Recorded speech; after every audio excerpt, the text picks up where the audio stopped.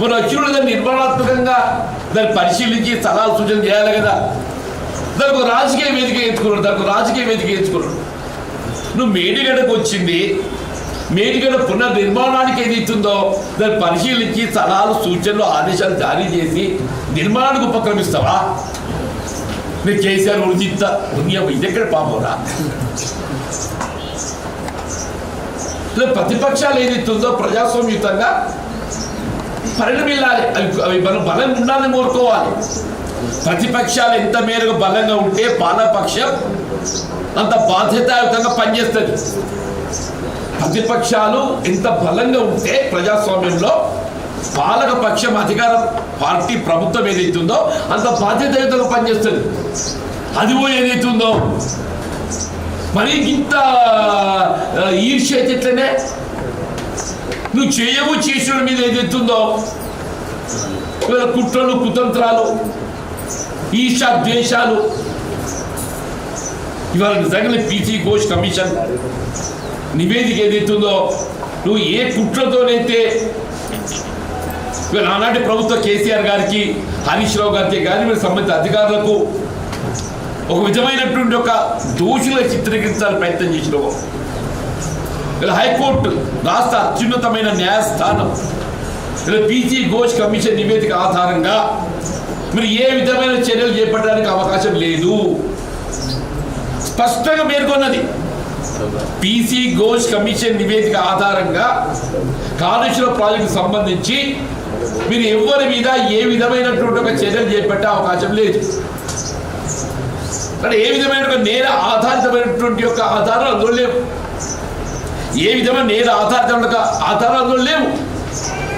అంత స్పష్టంగా పేర్కొందని చెప్పి అంటున్నాను. మీరు మొత్తం తెలంగాణ రాష్ట్రం జీవనాధారం కాళేశ్వరం ప్రాజెక్ట్.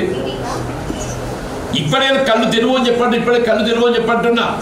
ఆ మేడిగడ్డ పునరుద్ధరణ ఏ విధంగా చేస్తావు? అన్నారం సుందీలు ఏ విధంగా వినియోగంలోకి వస్తుంది? అది ఆలోచన చేయమని చెప్పంటున్నాను. అది ఆలోచన చేయకుండా ఏది ఇస్తుందో నీ ఎన్నికల ప్రణాళిక చేసిన వాగ్దానాలు అమలు చేసి ప్రయత్నం చేయమని చెప్పంటున్నావు. అది చేయకుండా ఏది ఇస్తుందో నీకు ఎప్పటికీ ఏది ఇస్తుందో కళలో కేసీఆర్ కనబడతాడు. రేవంత్ రెడ్డి గారి కళ ఎవరు కనబడతారు? కేసీఆర్ కనబడతారు. అబ్బా కొడుక మళ్ళీ కేసీఆర్ అని చెప్పాలి. కేసీఆర్ నువ్వు సకరుడు అయితే అంత తొందరగా కేసీఆర్ గుర్తుకొస్తాడే. ఏదైనా ఇప్పుడు 60 దశాబ్ద కాలం తర్వాత ఇంకా మెరుగైన పాలన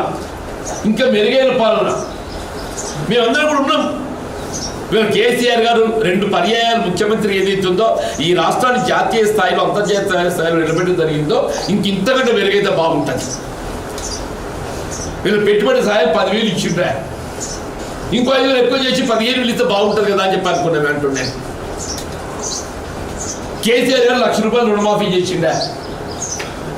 అది రాష్ట్ర రైతాంగ అప్పులో ఊబిలో పెరిగిపోతున్నారు. 2 లక్షలు చేస్తే పోతుంది, 2 లక్షలు చేయాలి అని వెంటనే ఆశించినాం. చేస్తే కావచ్చు అనుకున్నాం. ఏమైంది వల్ల సగం మందికి చేయలేదు చెప్పంటున్నాను. ఆడబిడ్డలు పెళ్లికి తోడ్పడితే ఎవరు ఆలోచన చేయ విధంగా ఏదైతుందో ఆయన ₹1,00,000 చేస్తుంటే అది ₹1,00,000 అట్ట ఖర్చులేకపోతుంది.